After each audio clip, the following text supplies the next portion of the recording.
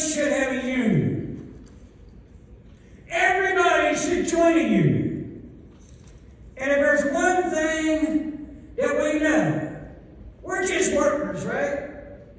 We're the farmers who fed this nation. We're the nurses that healed this nation. We're the school teachers that taught this nation. We're the building trades and steel workers that built all these wonderful things you see. We're the electrical workers that wired this nation. The communication workers who connect this nation. We're the truck drivers and the pilots who move this nation. We're the police officers who protect this nation. We're the firefighters who save this nation.